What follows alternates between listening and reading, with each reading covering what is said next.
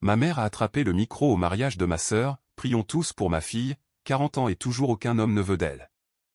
200 invités ont ri. Je me suis levé, j'ai souri et j'ai dit, maman, il est déjà là. Les portes de la salle de bal se sont ouvertes. Maman a laissé tomber le micro quand elle a vu qui entrait. Ma mère a attrapé le microphone au mariage de ma sœur et a dit devant 200 invités, prions tous pour ma fille, Lorraine. 40 ans. Et toujours aucun homme ne veut d'elle. 200 personnes ont ri. Pas toutes. Certaines ont couvert leur bouche. D'autres ont fixé leur assiette. Une femme à la table 6, j'ai appris plus tard qu'elle était une cousine du marié, a murmuré « Oh mon Dieu » à personne en particulier. Mais assez de gens ont ri. Assez pour remplir une salle de bal. Assez pour que le son rebondisse sur les lustres et se loge quelque part entre mes côtes. J'étais assise à la table 9, près des portes de la cuisine. Si vous avez déjà été à un mariage et remarqué la table la plus proche de l'endroit où les serveurs entrent et sortent en transportant des assiettes sales, c'est la table 9. C'est là que ma mère m'a placé. Entre un grand-oncle du marié qui dormait déjà et une amie d'université de quelqu'un qui n'arrêtait pas de regarder son téléphone sous la table comme si elle chronométrait son évasion. La grande salle de bal du Langham. Centre-ville de Chicago. Des lustres en cristal. Des centres de table d'orchidées blanches qui coûtaient probablement plus cher par table que mon premier mois de loyer après l'université. Ma sœur Chloé, la mariée. La belle. Celle dont c'était censé être le mariage, avait la main sur la bouche à la table d'honneur. Pas de l'horreur, exactement. Plutôt de la gêne. Le genre de gêne que l'on ressent quand quelqu'un d'autre fait quelque chose d'horrible et que l'on est de sa famille, mais pas assez pour l'arrêter. Son nouveau mari, Ryan, a posé sa main sur son épaule. C'était un homme bon. Il a eu la décence de ne pas rire. Ma mère se tenait à l'avant de la salle de bal dans une robe couleur champagne qui était suffisamment proche du blanc pour faire une déclaration. Elle tenait ce microphone comme si elle avait répété ce moment pendant 40 ans. Et peut-être que c'était le cas. Voici ce que 200 personnes ne savaient pas sur la femme à la table 9. Elle ne savait pas que je gérais une division de 2,3 milliards de dollars chez Archer & Weston. L'un des plus grands cabinets de conseil du pays. Elle ne savait pas que je supervisais 4000 employés dans 12 pays. Elle ne savait pas que 46 heures avant le mariage de ma sœur, le conseil d'administration avait voté à l'unanimité pour me nommer directrice des opérations, la plus jeune de l'histoire de l'entreprise. Elle ne savait rien de tout cela parce que je ne le leur avais jamais dit. Je ne l'avais jamais dit à personne dans cette salle. Pas à ma mère. Pas à ma sœur. Pas à la tante assise à côté de moi qui me serrait la main sous la table si fort que je sentais ses bagues s'enfoncer dans ma peau. Ma mère a marqué une pause pour l'effet comique. Elle a vraiment marqué une pause. Comme si c'était un numéro qu'elle avait travaillé. Je me demande parfois où j'ai mal agi avec celle-là, a-t-elle poursuivi. Le micro a grésillé sur le M de mal. Mais Dieu sait qu'elle a besoin d'une intervention divine à ce stade. P. Lu de rire. Plus détendu maintenant.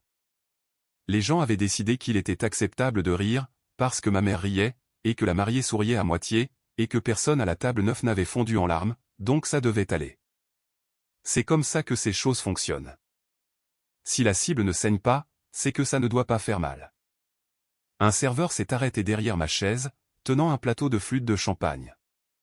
Il a tout entendu. Il m'a regardé comme on regarde une voiture en panne sur l'autoroute, une pitié brève. Puis on continue sa route. Il a continué. J'ai baissé les yeux sur mon eau pétillante. Les bulles montaient encore. Minuscules, patientes, n'allant nulle part sauf vers le haut. J'ai regardé ma tante Patricia assise à côté de moi. Elle avait 68 ans, et elle avait des larmes qui coulaient sur les côtés de son visage. Pas de façon dramatique, juste des fuites, comme si quelque chose de trop plein avait finalement craqué. Patricia avait passé 30 ans à être l'autre femme que ma mère aimait rabaisser. D'abord, c'était sa cuisine. Puis son poids. Puis son mari. Puis tout. Elle était mon aperçu. La bande-annonce de ma vie. La femme que je deviendrais si je restais assise à la table 9 pendant encore 30 ans en appelant ça de maintenir la paix. Patricia m'a serré la main. Elle n'a rien dit. Elle n'en avait pas besoin. Sa poigne disait, ne deviens pas comme moi. J'ai posé mon verre. Je me suis levé. 200 têtes se sont tournées. Le silence qui a suivi n'était pas le genre de silence dramatique que l'on voit dans les films. C'était pire. C'était le genre curieux. Le genre qui se produit quand un accident de voiture est sur le point de se produire et que les gens ralentissent pour regarder. La robe bleu marine que je portais coûtait 80 € chez Nordstrom Rack. Pas de bijoux, sauf la vieille Timex de mon père à mon poignet gauche. Celle qu'il portait à chacune de mes expositions scientifiques. À chaque pièce de théâtre de l'école que ma mère manquait. Chaque mardi soir où il conduisait 40 minutes depuis Naperville pour m'emmener dîner.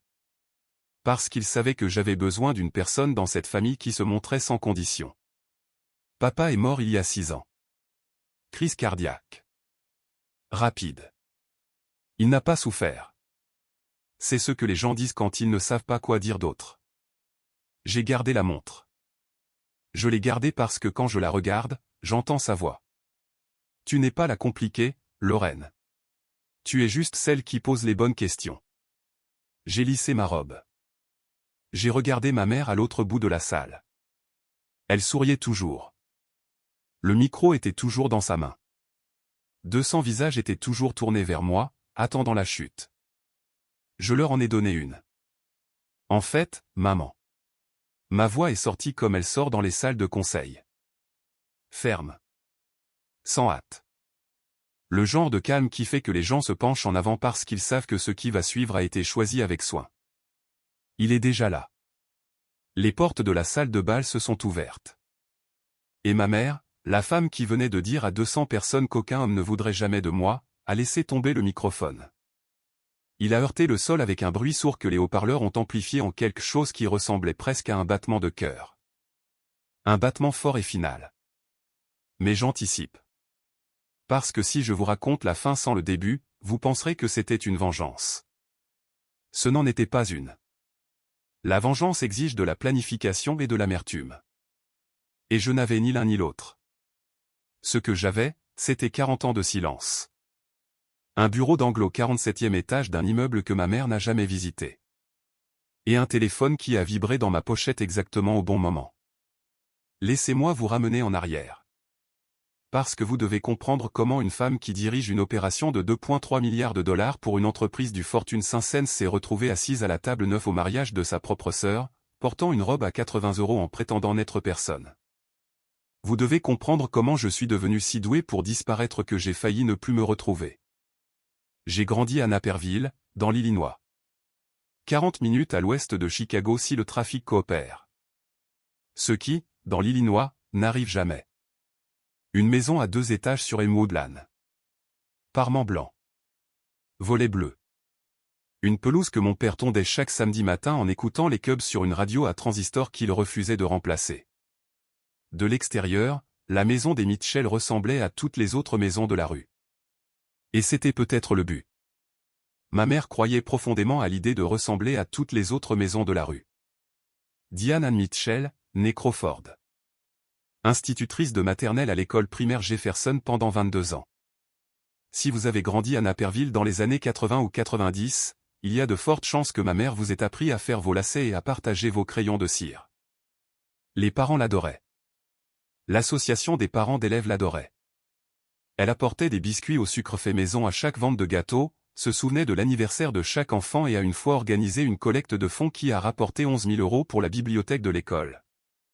La Madame Mitchell préférée de tout le monde. À la maison, elle était un autre genre d'enseignante. Le programme était plus simple. Il y avait 2 élèves et la courbe de notation était fixe. Chloé était le A+. J'étais l'incomplet. Ce n'était pas dramatique. C'est ce que les gens ne comprennent pas à propos de ce genre de choses. Il n'y avait pas de dispute hurlante, pas de porte verrouillée, pas de bleu que l'on pouvait montrer du doigt. C'était plus silencieux que ça. Chirurgical. Le genre de coupure qui ne saigne pas à l'extérieur. Alors on passe des années à se demander si la blessure est même réelle. Les dessins de Chloé allaient sur le réfrigérateur. Les miens allaient dans un tiroir. Les récitals de ballet de Chloé, les 2 parents au premier rang, ma mère enregistrant avec un caméscope qu'elle avait acheté spécialement pour les performances de Chloé. Mes expositions scientifiques, papa au dernier rang, seul, me faisant un pouce levé qui signifiait tout et pas assez en même temps. Quand des invités venaient, ma mère nous présentait de la même manière à chaque fois. Voici Chloé, ma petite fille, disait-elle, la main sur les cheveux de Chloé comme si elle présentait un ruban qu'elle avait gagné. Et voici Lorraine. Pas de qualificatif. Pas d'adjectif. Juste mon nom, suspendu là comme une phrase qui n'a jamais été terminée. Mon père l'a remarqué. Bien sûr qu'il l'a remarqué. Frank Mitchell était un homme discret, un expert en assurance qui passait ses journées à calculer les risques et ses soirées à essayer de les réduire à la maison. Il n'a jamais confronté ma mère directement. Ce n'était pas sa façon de faire. Au lieu de cela, il compensait. Silencieusement. Régulièrement. D'une manière que ma mère soit ne remarquait pas, soit choisissait d'ignorer. Il m'a conduite à chaque exposition scientifique. Il laissait des post-it dans ma boîte à lunch. Pas des smilés ou des cœurs comme certains parents. Des faits. Il écrivait des choses comme « Savais-tu que les poulpes ont 3 cœurs » ou « Le cerveau humain utilise 20% de l'énergie du corps. Le tien en utilise probablement plus. » Je les ai tous gardés. Je les ai dans une boîte à chaussures dans mon placard à Chicago. 40 ans et je ne peux toujours pas les jeter. Mais il y a eu un après-midi qui a tout réarrangé. J'avais 14 ans. Octobre. Les feuilles sur Elmwood Lane avaient pris cette couleur orange brûlée qui est magnifique en photo, mais qui signifie juste que tout est en train de mourir. Je suis rentré de l'école plus tôt. L'entraînement du décathlon académique avait été annulé. Notre entraîneur avait la grippe. Je portais mon bulletin scolaire dans mon sac à dos. Que des A. Encore. J'avais cette idée que si je montrais les notes à maman et qu'elle les voyait en premier, avant que Chloé ne rentre à la maison, peut-être qu'elle dirait quelque chose. Pas une parade. Juste quelque chose. Je suis entré par la porte de derrière. J'ai laissé tomber mon sac dans la cuisine. J'ai entendu des voix sur le porche avant. Ma mère et Madame Calloway, d'à côté. Thé glacé. Les beaux verres, ce qui signifiait que ma mère était en représentation, car elle ne sortait les beaux verres que lorsqu'elle voulait impressionner quelqu'un. Même si ce quelqu'un n'était que Barb Calloway, avec ses pulls couverts de poils de chat et ses opinions sur les affaires de tout le monde. Je me suis arrêté dans le couloir. Je ne voulais pas écouter aux portes. J'étais juste sur le point d'atteindre la porte du porche quand j'ai entendu mon nom. Chloé est ma jolie, disait ma mère. Sa voix avait ce ton chaud et confidentiel qu'elle utilisait lorsqu'elle partageait quelque chose qu'elle voulait faire paraître réticente à dire, mais qu'en réalité elle mourait d'envie de dire. Elle aura les garçons qui feront la queue au coin de la rue. Crois-moi sur parole. Madame Calloway a murmuré quelque chose que je n'ai pas pu saisir. Lorraine ? Ma mère a ri. Bref. Le genre de rire qui a un plancher mais pas de plafond. Eh bien, au moins, elle est intelligente. Mais l'intelligence ne vous trouve pas un mari, n'est-ce pas? L'intelligence ne tient pas un homme au chaud la nuit. Elles ont ri toutes les deux. Les verres de thé glacé ont teinté. Je me tenais dans le couloir, tenant la sangle de mon sac à dos. Le bulletin était à l'intérieur. Que des AV 4.0. Le papier aurait aussi bien pu être vierge. Je n'ai pas pleuré. Je veux être clair à ce sujet. Quelque chose de pire est arrivé. Quelque chose s'est refermé d'un coup sec. Comme une porte qui se ferme dans une maison dont on ne savait pas qu'elle avait des pièces. Je suis monté. J'ai sorti le bulletin de mon sac à dos. Je l'ai épinglé sur le tableau de liège au-dessus de mon bureau, celui que seul moi regardais. Et je n'ai plus jamais montré une note à ma mère. Ce fut le jour où j'ai commencé à disparaître. Pas physiquement. J'étais toujours là au dîner. Toujours là à Noël. Toujours là sur les photos de famille où ma mère plaçait Chloé devant et moi légèrement sur le côté.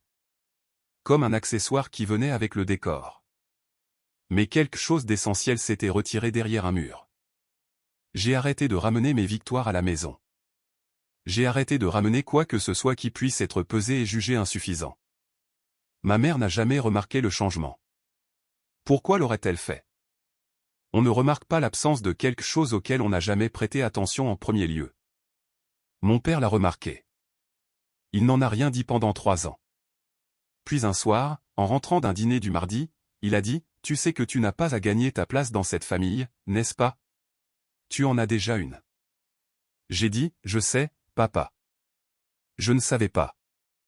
J'avais 17 ans et je croyais déjà, jusqu'à la moelle de mes os, que l'amour était une évaluation de performance et que je n'allais jamais obtenir la moyenne. Il y a une autre chose de cette époque que je dois vous raconter. Thanksgiving. Cette même année. Toute la famille chez nous. Dinde. Gratin de haricots verts. Ma mère dirigeant le trafic dans la cuisine comme si elle dirigeait une symphonie, et tout le monde était légèrement désaccordé. Je m'étais échappé dans la chambre d'amis à l'étage. Je lisais. Je lisais toujours. Ma tante Patricia m'y a trouvé. Elle a frappé 2 fois. Elle frappait toujours 2 fois. Doucement, comme si elle demandait la permission d'exister, et s'est assise sur le bord du lit.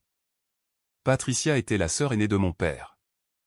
68 ans maintenant, mais cette année-là, elle en avait 54. Et elle ressemblait à une femme qui s'était excusée toute sa vie. Elle avait la même posture que je développais. Les épaules légèrement courbées. Prenant moins de place que ce à quoi elle avait droit. « Ta mère te mène la vie dure ?»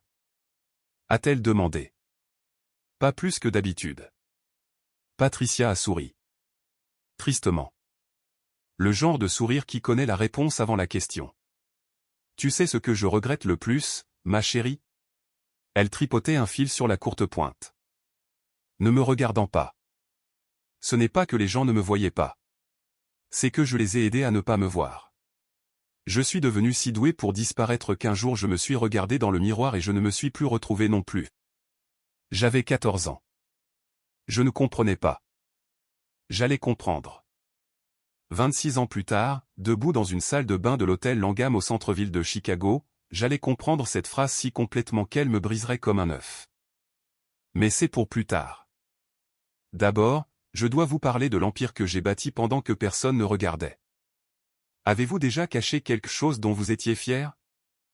Juste parce que le montrer semblait trop dangereux? Oui. Moi aussi. Pendant 26 ans. Je suis parti pour Northwestern en août, après mes 18 ans. J'ai mis 2 valises et une boîte de livres dans la Buick de mon père pendant que ma mère se tenait sur le porche et disait « N'oublie pas d'appeler le dimanche ». Elle l'a dit de la même manière qu'elle me disait tout, comme une tâche qu'elle cochait sur une liste, plutôt qu'un sentiment qu'elle ne pouvait contenir. Mon père m'a conduite les 40 minutes jusqu'à Evanston dans un quasi-silence. Pas le genre inconfortable. Le genre qui s'installe entre 2 personnes qui se comprennent assez bien pour savoir que les mots ne feraient que gêner. Quand il s'est garé devant le dortoir, il a coupé le moteur et est resté assis un moment. Puis il a mis la main dans la poche de sa veste et m'a tendu un post-it. Il disait, « La personne moyenne utilise 10% de son potentiel. Tu n'es pas moyenne. Va le prouver, mais seulement à toi-même. » J'ai mis ce post-it dans mon agenda. Je l'ai regardé tous les jours pendant 4 ans. Au moment de la remise des diplômes, l'encre s'était presque effacée. Mais je pouvais toujours le lire les yeux fermés. Ma mère n'est pas venue à ma remise de diplômes universitaires. Chloé avait un récital de danse ce jour-là. Elle avait 22 ans et faisait toujours du ballet de loisirs. Le genre où tout le monde reçoit un trophée et où les parents applaudissent comme s'ils étaient au Lincoln Center. Ma mère a choisi le récital. Mon père est venu seul. Il portait sa bonne cravate, la bleu marine avec les petits points blancs, et il a pris une photo de moi tenant mon diplôme. Summa cum laude. Gestion des opérations. J'ai toujours cette photo dans un cadre sur mon bureau, au travail. Juste à côté d'une photo de lui à ma première exposition scientifique. Même cravate. Même fierté silencieuse sur son visage. 2 photos. 22 ans d'intervalle. Le même homme. La même expression. Voilà à quoi ressemble l'inconditionnel. Ça ne s'annonce pas. Ça continue juste de se montrer avec la même cravate bleu marine. Après Northwestern, j'aurais pu aller n'importe où. 3 cabinets m'ont offert des postes avant même que j'aie terminé ma thèse. J'ai choisi Archer & Weston parce qu'ils avaient leur siège à Chicago. Parce qu'ils étaient les plus grands. Et parce que, si je suis honnête, j'avais quelque chose à prouver. Pas à ma mère. J'avais abandonné cette idée. À la fille de 14 ans debout dans le couloir, tenant un bulletin qui ne signifiait soudainement plus rien. Je voulais lui montrer que ça signifiait quelque chose. Même si personne d'autre ne le verrait jamais. Les 5 premières années ont été brutales. Le conseil en management dévore les gens. Surtout les femmes. Surtout les femmes qui ne viennent pas de familles riches ou avec des relations. Je travaillais 16 heures par jour. J'ai appris à lire un compte de résultats comme mon père lisait les déclarations de sinistres, en cherchant le seul chiffre qui n'allait pas. La seule ligne qui racontait une histoire différente du reste de la page. J'étais doué pour ça. Pas doué pour une femme. Doué. Pas doué pour quelqu'un de son âge. Doué. Simplement doué. À 30 ans, j'étais directrice senior. À 33 ans, directrice. J'ai restructuré la division de l'Asie du Sud-Est pendant une crise de la chaîne d'approvisionnement qui a vu 3 autres cabinets se retirer complètement de la région. Nous sommes restés. Nous ne sommes pas seulement restés. Nous avons augmenté notre part de marché de 14% en 18 mois. Le PDG de l'époque m'a envoyé une note manuscrite. Je n'ai jamais eu le dîner. J'ai eu quelque chose de mieux. J'ai été remarqué par l'homme qui a remplacé ce PDG 2 ans plus tard. David Harrington est devenu PDG d'Archer & Weston quand j'avais 32 ans. Il en avait 44 à l'époque, jeune pour un dirigeant de Fortune 500, divorcé, 2 fils en pensionnat, et le genre de leader qui se souvenait des noms des agents d'entretien à chaque étage. Je ne l'ai pas rencontré formellement avant une présentation au conseil d'administration 6 mois après son entrée en fonction. Je présentais le rapport trimestriel des opérations pour ma division. 36 diapositives. 22 minutes. Quand j'ai terminé, la salle de conseil est restée silencieuse pendant environ 4 secondes, ce qui, dans une pièce remplie de gens qui facturent à l'heure, est une éternité. David a dit, « Qui est-elle » Le directeur financier a dit, « Lauren Mitchell. Elle dirige les opérations en Asie du Sud-Est. » David a dit, « Pourquoi ne dirige-t-elle pas plus » En un an, j'étais vice-présidente des opérations. 12 pays. 4000 employés. Un portefeuille de 2,3 milliards de dollars. Un bureau d'angle au 47e étage avec une vue sur le lac Michigan dont je ne me lassais jamais, même les jours gris, surtout les jours gris, car les jours gris à Chicago ont une qualité de lumière qui donne l'impression que tout réfléchit. David est devenu mon mentor. Pas dans le sens des brochures d'entreprise, où quelqu'un vous emmène déjeuner 2 fois par an et vous donne des conseils vagues sur le fait de s'imposer. Au sens réel.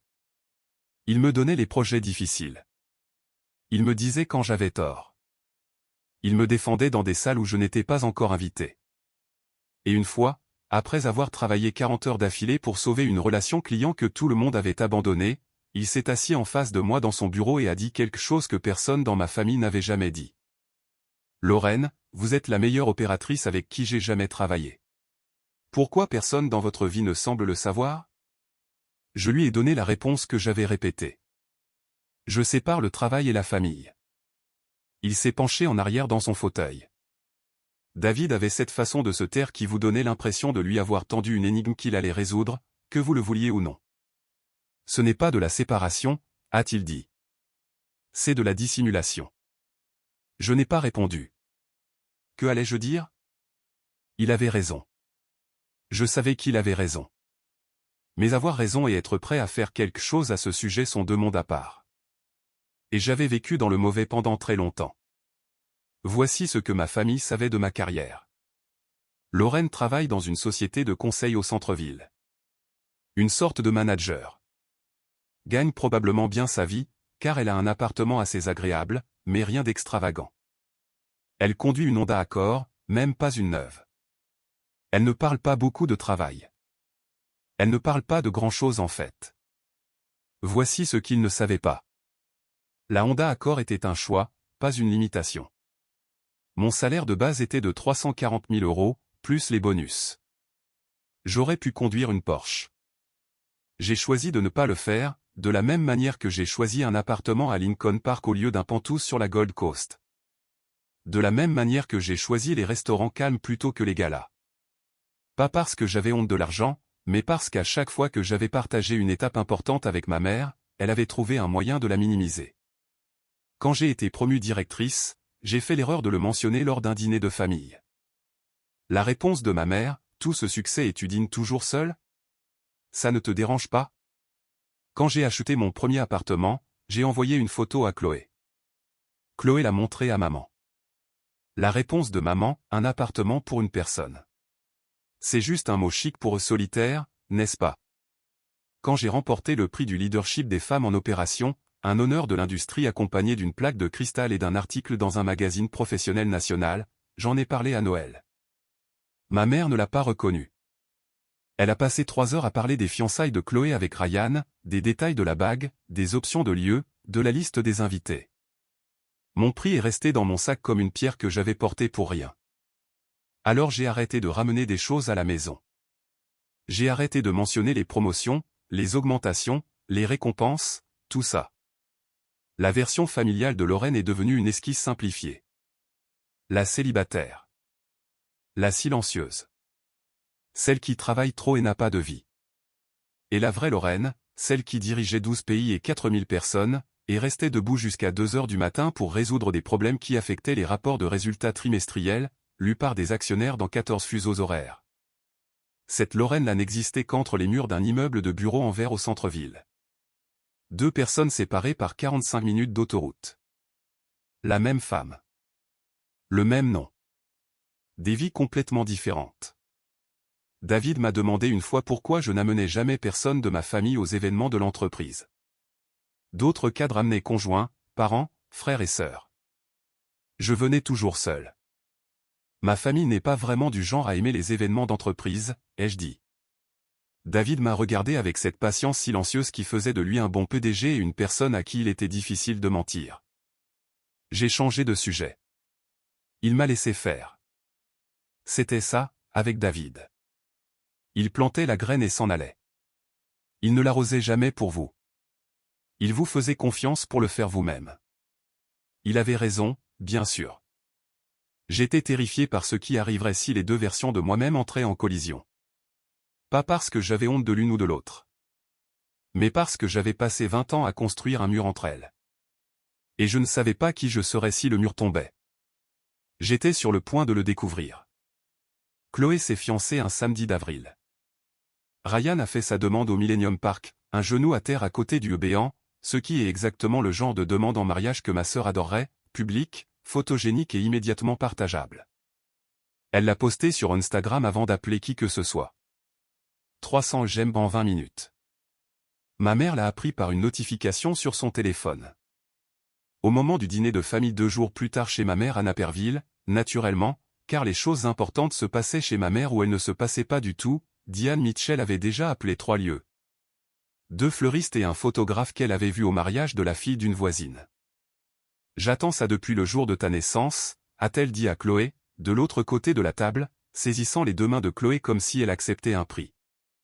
Ses yeux étaient humides. La performance avait déjà commencé. Ryan était assis à côté de Chloé, l'air un peu dépassé.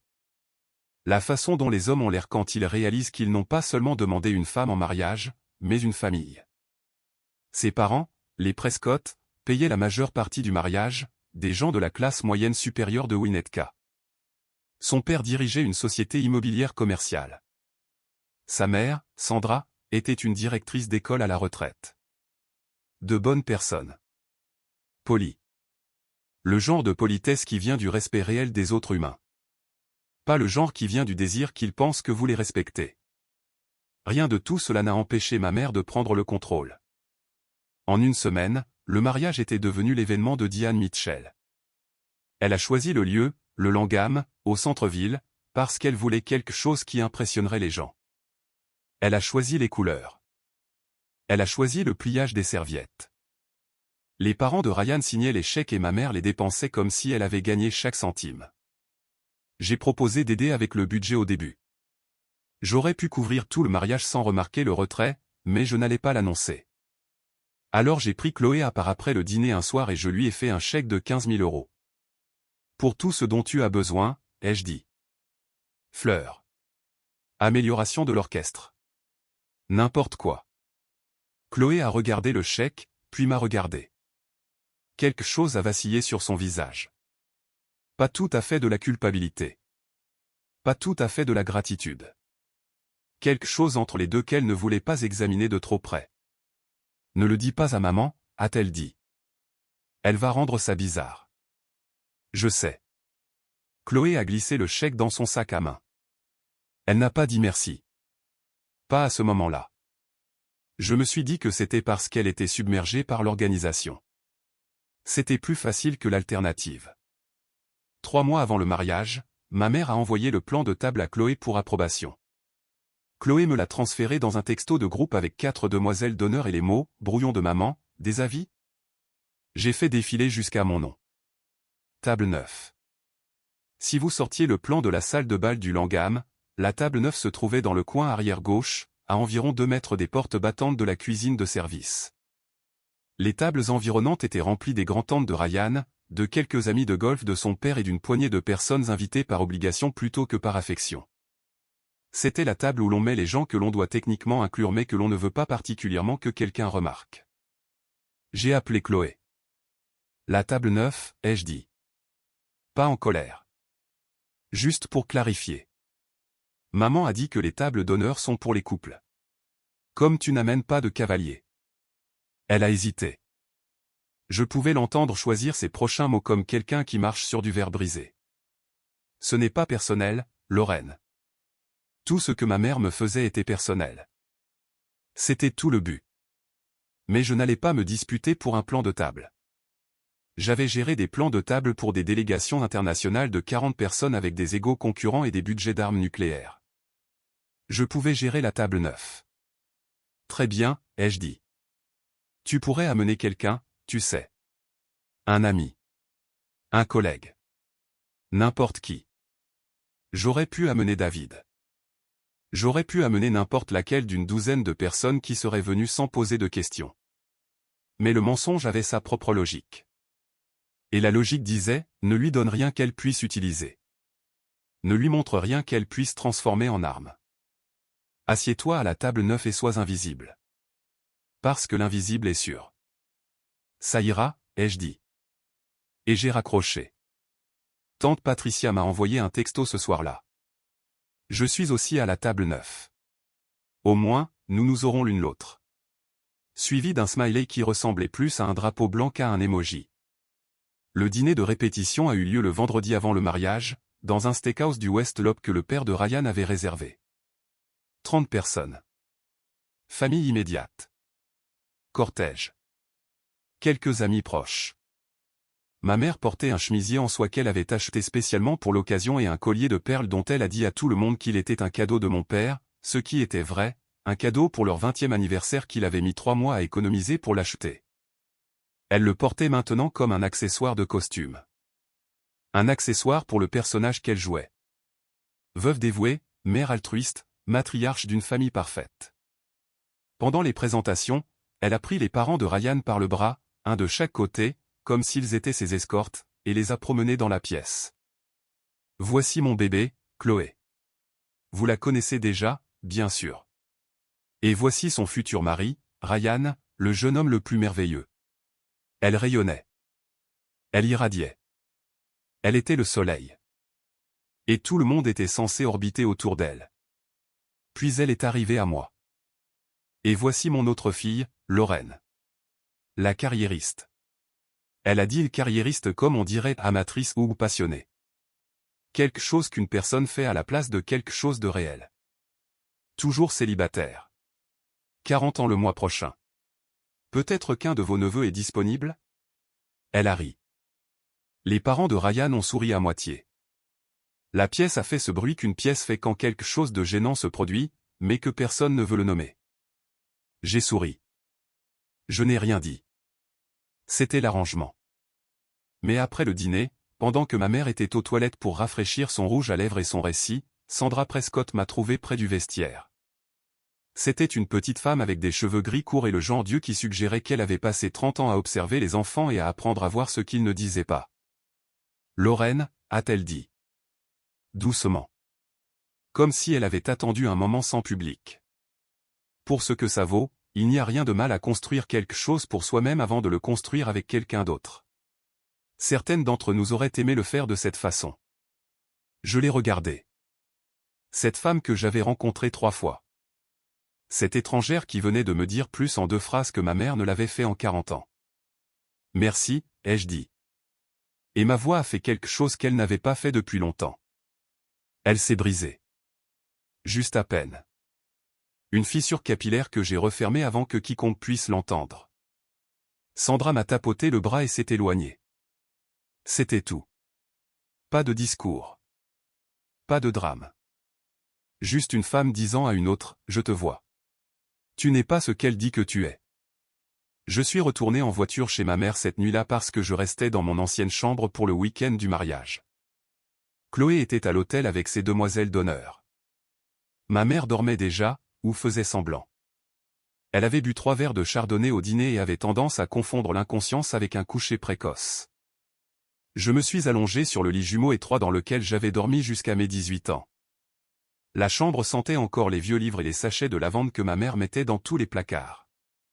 Le plafond avait encore les étoiles phosphorescentes que mon père avait collées là quand j'avais 8 ans. La plupart avaient cessé de briller il y a des années. 3 conservaient encore une faible lueur verte, assez faible pour qu'on les manque si on ne regardait pas. Je regardais. Mon téléphone a vibré sur la table de nuit. Je l'ai pris. David Harrington. 22h47. Le conseil a voté cet après-midi.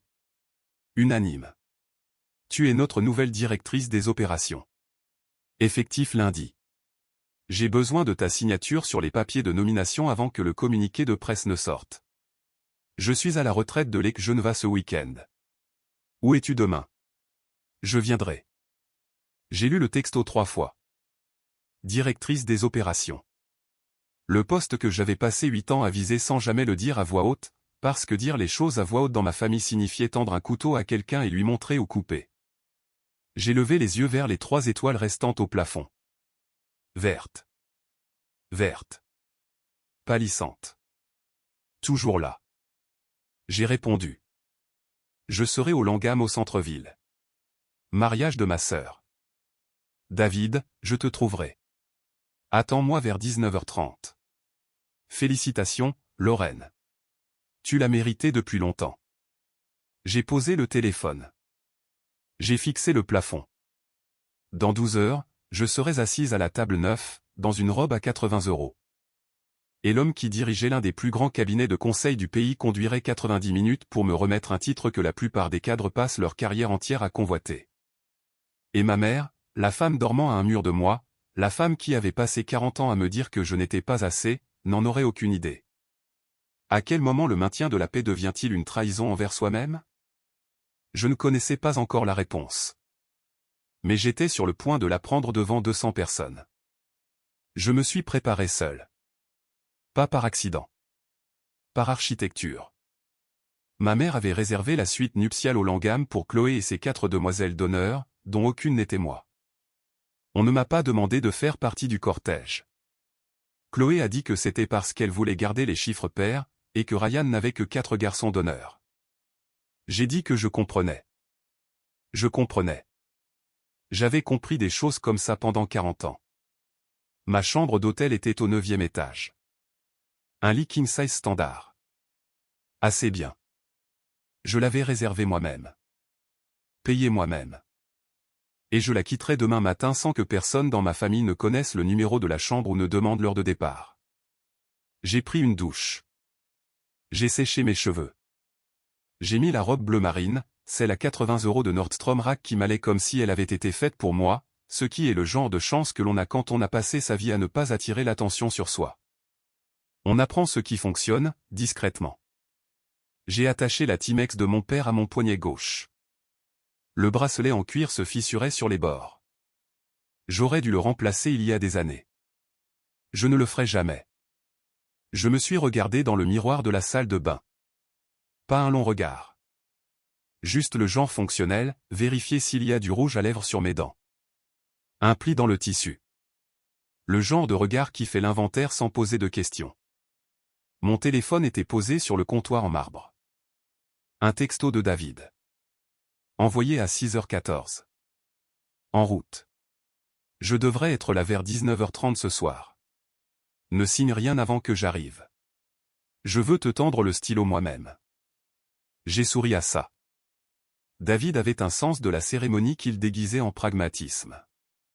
Il ne conduisait pas 90 minutes parce que sa signature ne pouvait pas attendre. Il conduisait parce qu'il croyait que certains moments méritaient de se produire en personne. Je respectais ça. Je le respectais lui. Dans une autre vie, dans une famille qui célébrait les siens, j'aurais parlé de David à ma mère il y a des années, pas comme un intérêt romantique, mais comme la preuve que quelqu'un dans ce monde me regardait et voyait quelque chose qui valait la peine d'investir. Mais ce n'était pas cette famille. Et aujourd'hui n'était pas mon jour. Aujourd'hui était le jour de Chloé. J'allais m'asseoir à la table 9, manger le saumon, applaudir au toast et signer mes papiers de directrice des opérations dans le hall comme une transaction commerciale. Propre. Silencieux. Invisible. C'était le plan. La cérémonie était en plein air, sur la terrasse du jardin du Langham. Octobre à Chicago, ce qui est un pari, soit on a une lumière d'automne dorée, soit une pluie battante. Et il n'y a pas de juste milieu. Nous avons eu la lumière. Elle traversait les arbres à cet angle bas de l'après-midi qui donne l'impression que tout est un souvenir même pendant que ça se passe. Je me suis assise au 3e rang, pas au premier, qui était réservé à ma mère, qui s'était positionnée au centre du siège côté allée comme si elle s'apprêtait à recevoir la communion. Elle portait la robe champagne. Elle tenait un mouchoir dont elle n'avait pas besoin mais qu'elle tenait visiblement, au cas où quelqu'un oublierait qu'elle était la mère de la mariée. Chloé était magnifique. Je veux le dire clairement, parce que ce qui s'est passé plus tard ne change rien. Ma sœur a descendu cette allée dans une robe qui coûtait probablement plus cher que ma première voiture, et elle ressemblait à quelqu'un qui entrait dans la vie qui lui avait toujours été promise. Son visage était ouvert et certain, d'une manière que le mien n'avait jamais été. Pas parce qu'elle était plus courageuse. Parce qu'elle n'avait jamais eu de raison de le fermer. Ryan se tenait à l'autel et a pleuré en la voyant. De vraies larmes, pas des larmes de performance. Je pouvais faire la différence. J'avais grandi en étudiant la différence. Les vœux étaient simples. Le pasteur a été bref. Quand Chloé a dit oui, j'ai senti quelque chose de sincère bouger dans ma poitrine, du bonheur pour ma sœur, mêlé à quelque chose de plus lourd que je ne voulais pas nommer. Pas de la jalousie. Je n'étais pas jalouse du mariage de Chloé. Ni de son mari. Ni de sa vie. J'étais jalouse de sa certitude. La croyance absolue et incontestée qu'elle méritait d'être là, dans la lumière, regardée. Je ne m'étais jamais tenu dans la lumière exprès. Pas une seule fois. Même pas dans les salles de conseil. Je me tenais dans la compétence. Je me tenais dans les résultats. Mais la lumière, celle qui n'a rien à voir avec la performance et tout à voir avec le simple fait d'être vu, je m'en étais toujours écarté. Tante Patricia était assise à côté de moi. Elle m'a serré la main pendant les vœux. Ses doigts étaient froids et fins, et sa poigne était plus forte qu'elle n'en avait l'air. Nous étions assises l'une à côté de l'autre lors des événements familiaux depuis 30 ans. Deux femmes en marge, regardant les personnages principaux vivre leur vie depuis les meilleures places. Après la cérémonie, les invités se sont déplacés à l'intérieur pour le cocktail. La salle de bal était en train d'être préparée pour la réception. Je me suis excusé. J'ai dit à Patricia que j'avais besoin d'aller aux toilettes. Je n'avais pas besoin d'aller aux toilettes. J'avais besoin d'être seul pendant 3 minutes dans une pièce où personne ne me regardait. C'était tout. Juste 3 minutes sans arranger mon visage en quelque chose d'approprié. 3 minutes sans jouer le rôle de la fille que ça ne dérange pas. La sœur qui n'est pas blessée.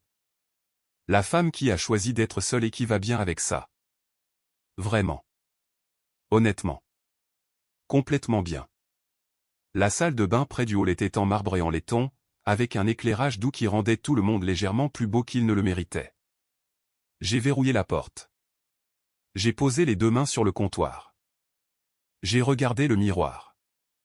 Pas le regard rapide de ce matin. Pas le regard d'inventaire. Le vrai. La femme qui me regardait avait 40 ans.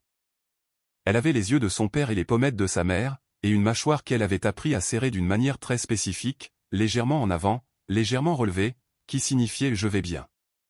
J'ai été bien toute ma vie. Ne me demandez pas si je vais bien parce que la question elle-même est une insulte à quel point je vais bien. Elle était aussi la plus jeune vice-présidente de l'histoire d'une entreprise du Fortune 500. Elle gérait 2,3 milliards de dollars dans 12 pays. Elle avait 4000 personnes qui lui rendaient compte directement ou indirectement.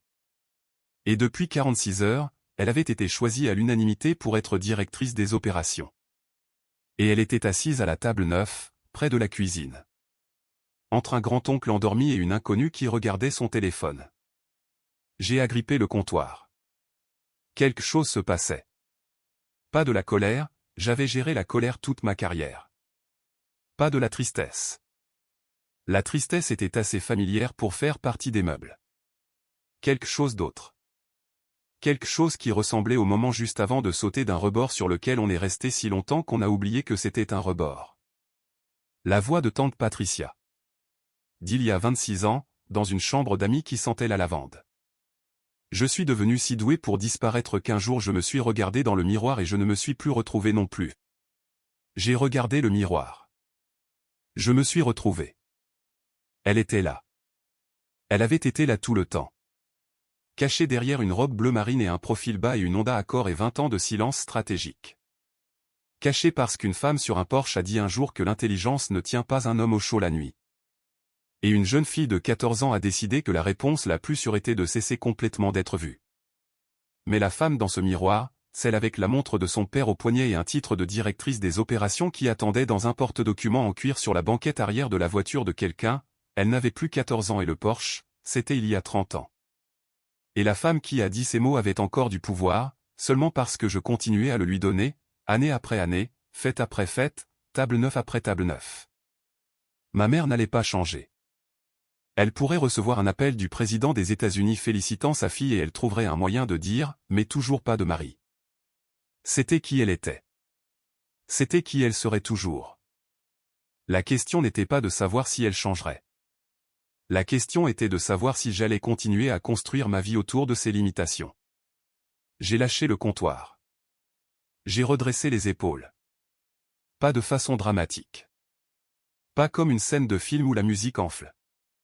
Juste un petit ajustement. Le genre de changement qui serait invisible pour quiconque regarderait. Mais je pouvais le sentir. Quelque chose s'était déverrouillé. Pas un plan. Pas un complot de vengeance. Pas un discours que j'allais faire. Juste une décision silencieuse, ancrée au plus profond de mes os, que j'en avais fini de me cacher, fini de jouer la comédie, fini de m'asseoir à des tables que je n'avais pas choisies, dans des pièces où j'étais la personne la plus capable et la moins visible. Je me suis lavé les mains. Je les ai séchées sur la serviette en tissu. Je suis sorti de la salle de bain et je suis retourné vers la salle de bal. Tante Patricia attendait près de l'entrée, tenant 2 verres d'eau pétillante. Elle m'en a tendu un. A regardé mon visage. A penché la tête. Tu as l'air différente, a-t-elle dit. Je me sens différente. Patricia m'a étudié un long moment. Puis elle a souri, un vrai sourire.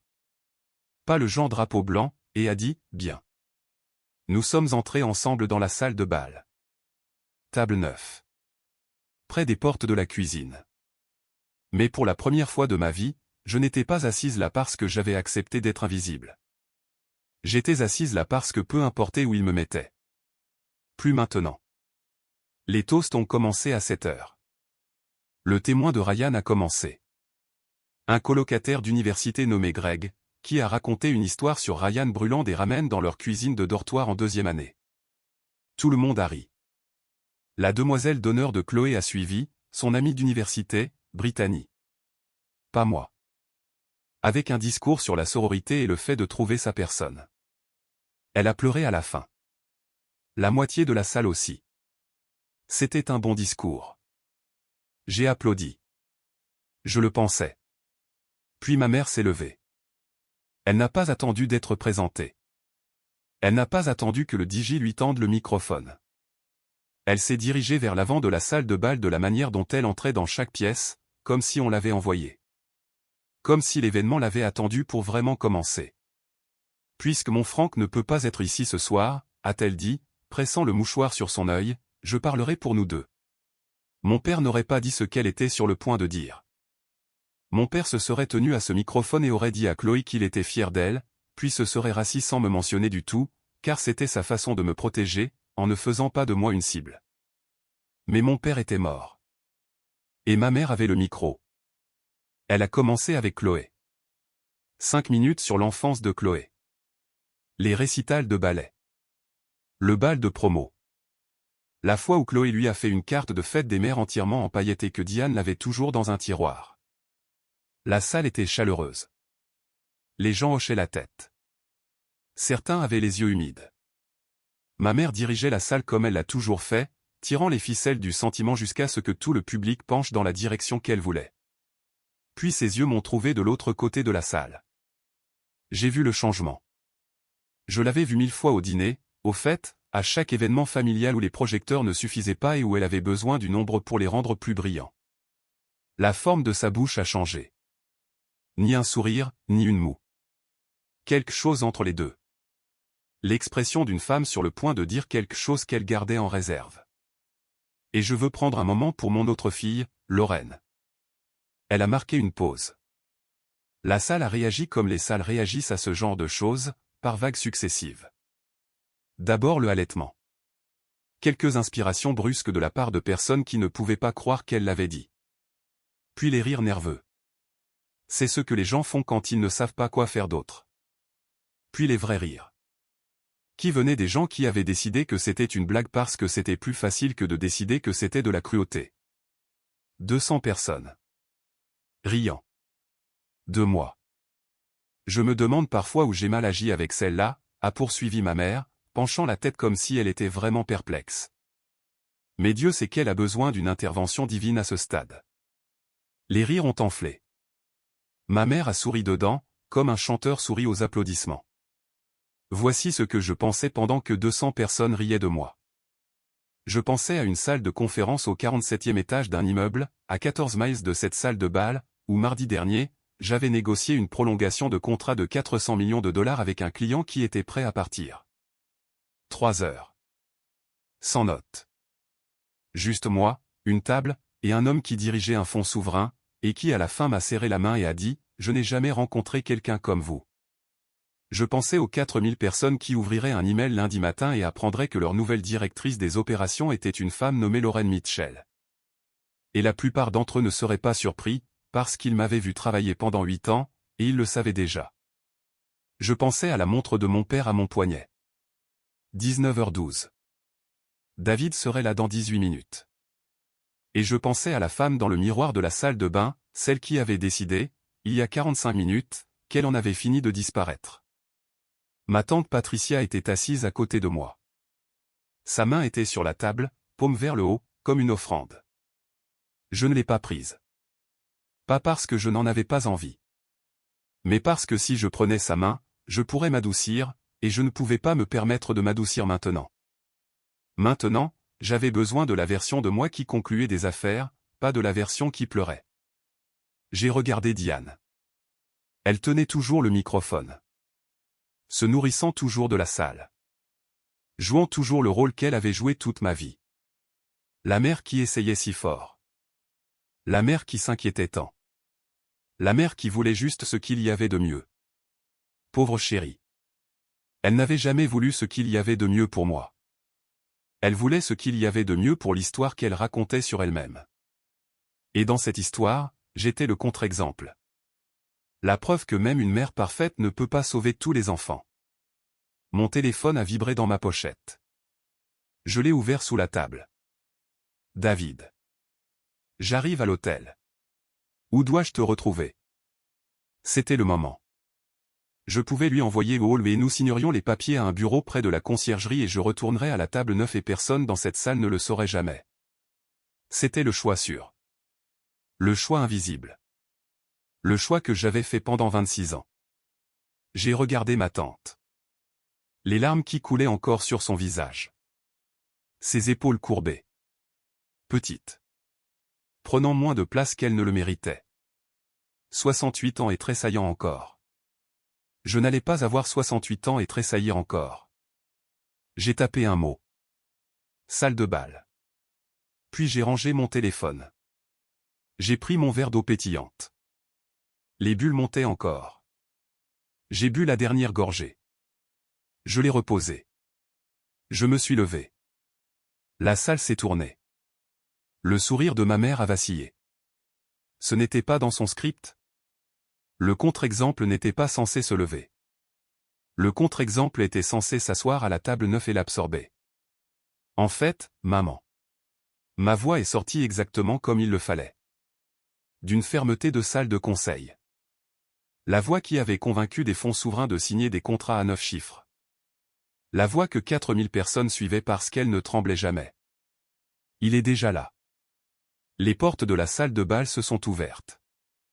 David Harrington est entré dans cette salle de bal comme il entrait dans chaque pièce, comme s'il y appartenait, mais n'était pas intéressé à le prouver. Cheveux argentés. Costume anthracite. Le genre de posture qui vient du fait de diriger les choses depuis si longtemps qu'on oublie ce que c'est que de demander la permission. 200 têtes se sont tournées. Pas parce qu'il savait qui il était. Mais parce qu'il se comportait comme quelqu'un que l'on devrait connaître. Il a balayé la salle du regard. M'a trouvé. A marché directement vers la table 9 sans hésiter. Sans regarder personne d'autre. Sans s'arrêter pour prendre la température sociale d'une salle de bal qui riait à mes dépens 30 secondes plus tôt. Ma mère était toujours debout à l'avant. Le micro à la main. Son visage passait par plusieurs expressions, la confusion d'abord. Parce que ce n'était pas dans le script. Puis la curiosité. Puis quelque chose qui ressemblait presque à de l'espoir. Parce qu'un bel homme dans un costume cher se dirigeait vers sa fille célibataire, et peut-être que Dieu avait exaucé sa prière plus vite que prévu. David a atteint ma table. Il ne m'a pas serré dans ses bras. Il ne m'a pas embrassé sur la joue. Il a tendu la main. Désolé pour le retard, Mitchell. Sa voix a porté. Non pas parce qu'il projetait, mais parce que la salle était devenue complètement silencieuse et que le son voyage dans le silence. J'ai conduit depuis Lake Geneva. Je ne pouvais pas laisser ça attendre jusqu'à lundi. Il a ouvert un porte-document en cuir qu'il portait sous le bras. L'a posé sur la table. A débouché un stylo. Le conseil a voté à l'unanimité vendredi dernier. À partir de lundi matin, tu es la nouvelle directrice des opérations d'Archer & Weston. Il a placé le stylo sur le document. Félicitations, Lorraine. Tu l'as mérité depuis longtemps. La salle n'a pas réagi immédiatement. Il y a eu un blanc, 3 secondes, peut-être 4, pendant que 200 personnes essayaient de recalculer ce qu'elles voyaient. La femme à la table 9. Celle dont il venait de rire.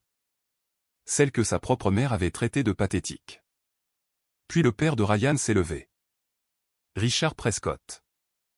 Immobilier commercial. Le genre d'homme qui lisait le Wall Street Journal chaque matin avant le petit déjeuner et pouvait repérer un dirigeant de fortune 500 à 100 mètres. Archer & Weston, a-t-il dit. Pas un murmure. Une déclaration. Êtes-vous David Harrington? David s'est tourné. Je le suis. Mon Dieu. Richard m'a regardé. Puis Chloé. Puis de nouveau moi. Votre belle-sœur est la nouvelle directrice des opérations d'Archer & Weston? David n'a pas corrigé la partie belle-sœur.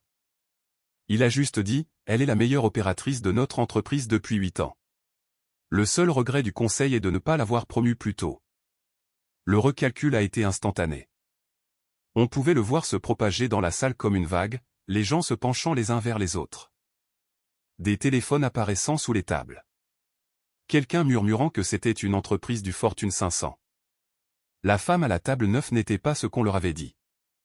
La femme à la table 9 était la personne la plus accomplie dans ce bâtiment, et elle était assise à côté des portes de la cuisine sans dire un mot. Oncle Gary a commencé à applaudir. Lentement. Délibérément. La façon dont on applaudit quand on a attendu longtemps pour voir quelque chose être remis en ordre. D'autres se sont joints. Ça a monté. Pas une ovation debout, quelque chose de plus silencieux que ça, mais de plus honnête. Une reconnaissance qui se faisait attendre depuis 30 ans. Tante Patricia avait les 2 mains pressées sur sa bouche. Ses épaules tremblaient. Pas de chagrin. Quelque chose de l'autre côté du chagrin. 30 ans à regarder sa nièce être rabaissée, et quelqu'un avait enfin dit à voix haute ce que Patricia avait toujours su et n'avait jamais eu le pouvoir de prouver. J'ai regardé ma mère. Diane était toujours debout à l'avant de la salle de bal. Le microphone était toujours dans sa main, mais il avait glissé sur le côté comme si elle avait oublié qu'elle le tenait. Son visage était passé par l'espoir et la confusion, et avait atterri quelque part que je n'avais jamais vu auparavant.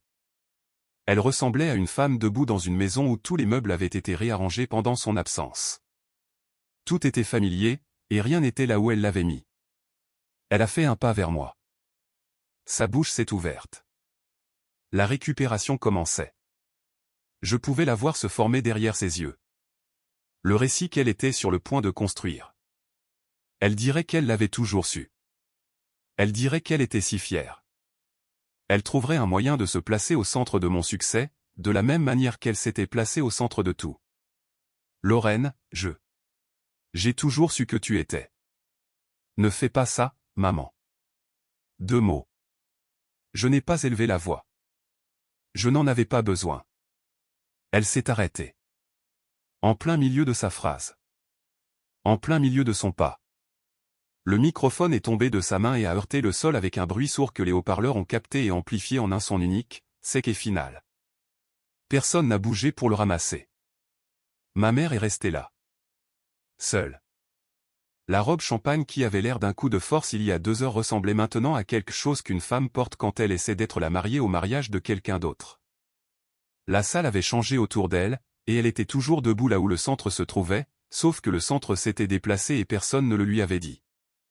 Un serveur est passé derrière elle en portant un plateau de flûte de champagne. « Madame ? Encore du champagne. » Elle ne l'a pas entendu. Il a haussé les épaules et a continué son chemin. J'ai pris le stylo de David. J'ai signé la lettre de nomination. Ma main était stable. La montre de mon père indiquait 19h34.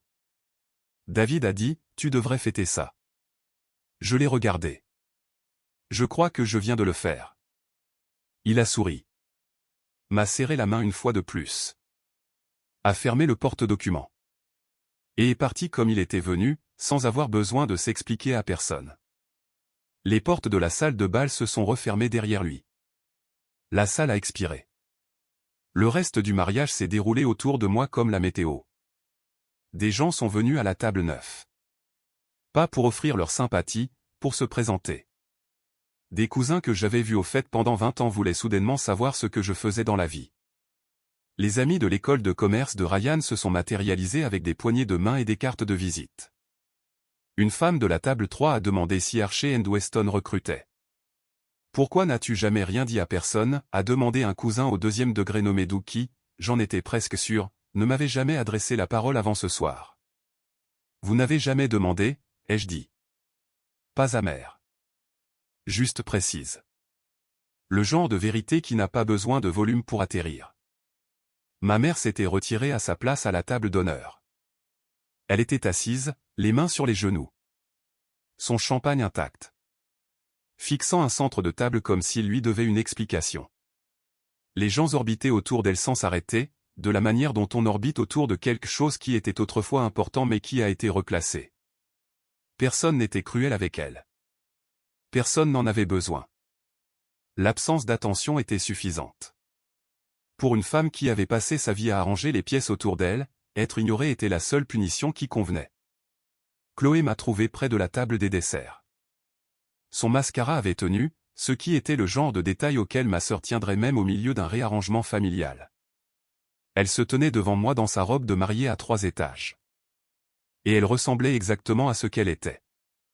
Une femme qui avait passé toute sa vie sous les projecteurs, essayant de comprendre quoi faire maintenant que quelqu'un les avait pointés ailleurs.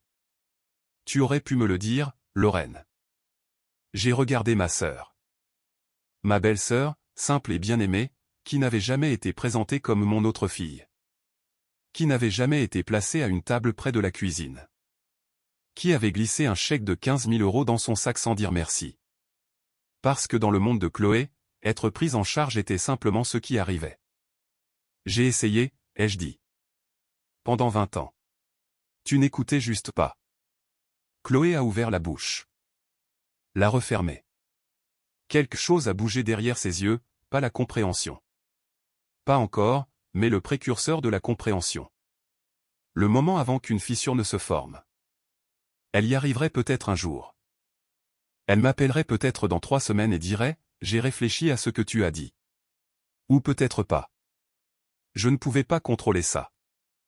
J'en avais fini de contrôler les résultats pour des gens qui n'avaient pas mérité cet effort. C'est ta nuit de noces, ai-je dit. Va danser avec ton mari. C'est un homme bon. Les yeux de Chloé se sont remplis de larmes. Elle a hoché la tête. Elle s'est retournée et est repartie vers Ryan, qui attendait sur la piste de danse, la main tendue et le visage plein de ce genre d'amour simple que j'espérais, pour son bien, serait suffisant. J'ai trouvé tante Patricia près du vestiaire. Elle tenait son manteau sur son bras, de la manière dont on tient les choses quand on n'est pas sûr de partir ou de rester. Ses yeux étaient rouges, mais sa posture était différente. Quelque chose avait changé en elle aussi. Pas aussi radicalement qu'en moi, mais de manière perceptible. Comme une fenêtre qui avait été peinte et fermée pendant 30 ans, qui s'était entr'ouverte d'1 centimètre. Elle a pris mon visage entre ses 2 mains. Ses doigts étaient froids et ses paumes chaudes, et elle m'a tenu comme si j'étais quelque chose qui pourrait disparaître si elle lâchait prise. « Tu as fait ce que je n'ai jamais pu faire », a-t-elle dit. « Merci. Il n'est pas trop tard pour toi non plus, tante Pat. » Elle a souri. C'était la chose la plus compliquée que j'ai jamais vue sur un visage humain, espoir et chagrin et regret, et quelque chose qui aurait pu être le premier souffle d'une vie qu'elle n'avait pas encore commencé à vivre. Peut-être, a-t-elle dit. Et la façon dont elle l'a dit ressemblait moins à du doute et plus à une porte qu'on teste. Je l'ai embrassée sur la joue. J'ai pris mon manteau. Je suis sorti de la grande salle de bal du Langham et dans la nuit d'octobre. Le parking était froid et silencieux et sentait le béton et les gaz d'échappement, et ce vide particulier qui vient après avoir été dans une pièce pleine de gens, et soudain on ne l'est plus. Ma Honda Accord était au 3e niveau. Je l'ai déverrouillée. Je me suis assise sur le siège du conducteur. Je n'ai pas démarré le moteur. La ligne d'horizon de Chicago était visible à travers les lamelles de béton du mur du garage. Verre et acier et lumière, tout cela indifférent à ce qui venait de se passer dans une salle de bal 16 étages plus bas. La ville ne se souciait pas du toast de ma mère ou de mon titre ou des 2 mots que j'avais dit et qui mettaient fin à une performance de 30 ans. Elle continuait simplement. J'ai trouvé ça réconfortant. J'ai regardé la montre de mon père. 21h47. J'ai arrêté de disparaître, papa, ai-je murmuré.